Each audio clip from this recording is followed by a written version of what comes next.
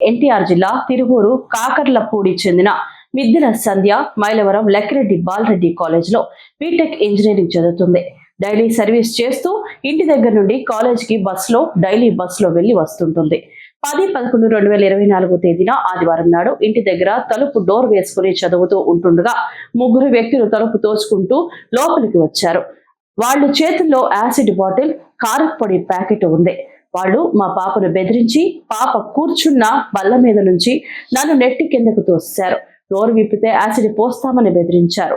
వాళ్ళ పేరు ఒకటి మిద్దె నాగరాజు సన్ ఆఫ్ జాన్, మిద్దె పాపారావు సన్ ఆఫ్ కాంతారావు, మిద్దె ఈశ్వర్ సన్ ఆఫ్ నాగరాజు. నాగరాజు అనే వ్యక్తి పాపను కిందకు తోసి చేతులు గట్టిగా పట్టుకుని అరవకుండా నోరు మూసేశాడు. మిద్దె పాపారావు పాపను కాళ్లు గట్టిగా పట్టుకుని పాపను కదలకుండా చేశాడు.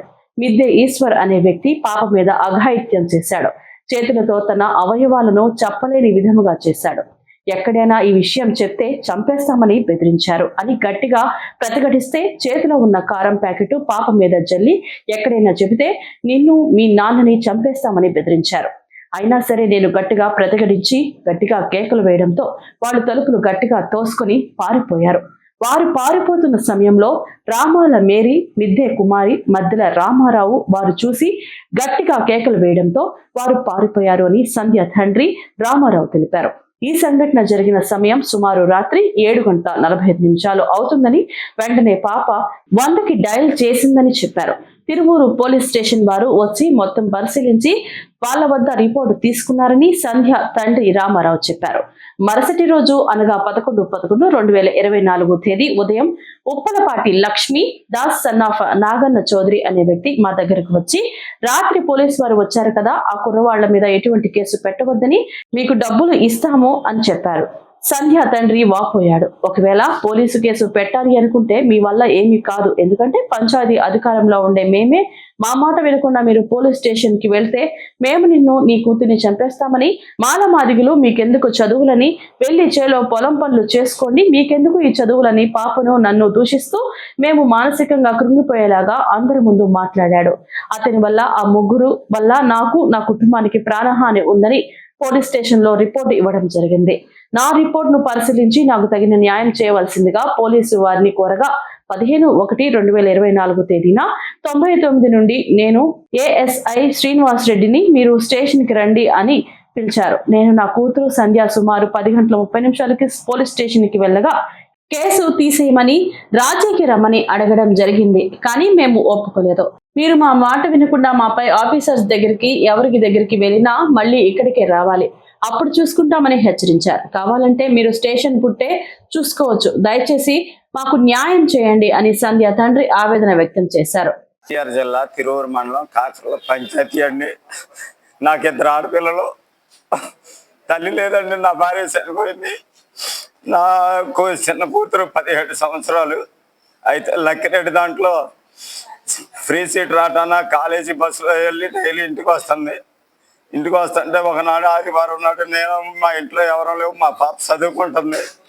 చదువుకునే సమయంలో ముగ్గురు వ్యక్తులు వచ్చి నాగరాజు అనే అతను, ఈశ్వరు, పాపారావు అనే అతను వచ్చి ఆ అమ్మాయి బలం మీద కూర్చొని చదువుకుంటుంటే కిందకు లాగి పడేసి ఆ అమ్మాయిని ఒకళ్ళ చేతులు ఒకళ్ళ కాళ్ళు పట్టుకొని ఆ ఈశ్వర్ అనే అతను మా అమ్మాయిని రేపు చేశాడు.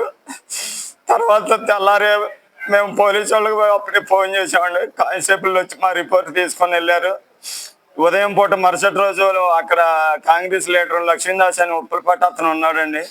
అతను వచ్చి మీరు రాత్రి పోలీసు వాళ్ళకి కేసు పెడితే వాళ్ళు వచ్చారంట కదా, మీరు ఏం కేసు పెట్టద్దు, నేను మీకు డబ్బులు ఇప్పిస్తా, డబ్బులు తీసుకోండి, ఎటువంటి కేసు పెట్టద్దని మమ్మల్ని బెదిరించారండి. అదేమంటే మీరు కనుక కాదనేదని చేసినా కూడా మిమ్మల్ని చంపేసినా మిమ్మల్ని ఎవరు అడగడేట, పంచాయతీ మాది అని మమ్మల్ని హెచ్చరించారు సార్. తర్వాత పోలీసు వారు నన్ను మళ్ళీ 14వ తారీఖు 15వ తారీఖు నేను వెళ్ళాను సార్. ఫోన్లు చెప్తే వెళ్ళిన తర్వాత ఏఎస్ఐ గారు శ్రీనివాస్ రెడ్డి, కృష్ణారెడ్డి గారు సార్ ఆయన పేరు. అయితే ఆయన నన్ను రాజీ పడవని అడిగారు.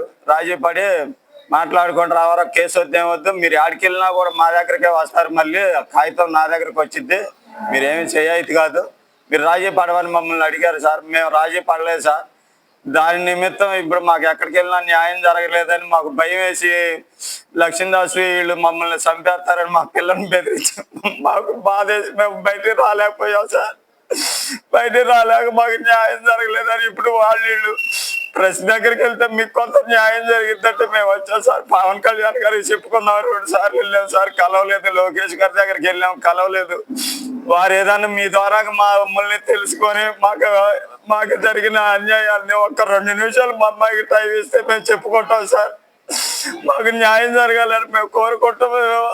అంతే సార్ మేము చెప్పాల్సింది.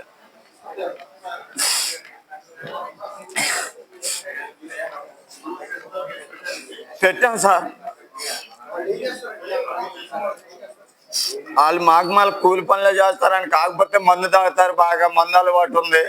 అయితే మా అమ్మాయిని గత 7-8 నెలలుగా హరాస్మెంట్ చేస్తుంటే మేము ఆల్రెడీ దెబ్బలాట మా ఇంటికి వచ్చి గొడవ పెట్టుకున్నారు సార్. వాళ్ళు వైసీపీ వార్డు నెంబర్ వాళ్ళు దాని మీద కూడా మేము అలా రిపోర్ట్ ఇచ్చాం సార్.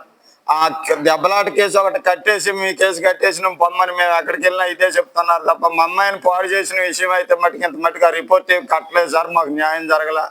అక్కడ కృష్ణారెడ్డి గారు అనే అతను ఎస్ఐ దృష్టిలోకి పోయిందో పోలేదు మాకు తెలియదయ్యా. ఈ కృష్ణారెడ్డి గారు అన్నాయనే మాకు అన్యాయం చేసి మా రిపోర్ట్ని అట్లా పక్కన పెట్టేసి నా మీద మా అత్తగారు ముస్లిం గారు అయ్యా మా మీద అన్యాయంగా మళ్ళీ కేసు పెట్టారు. మేము పాప చేత కేసు ఎత్తుట్రా చేయించుకోలేదని.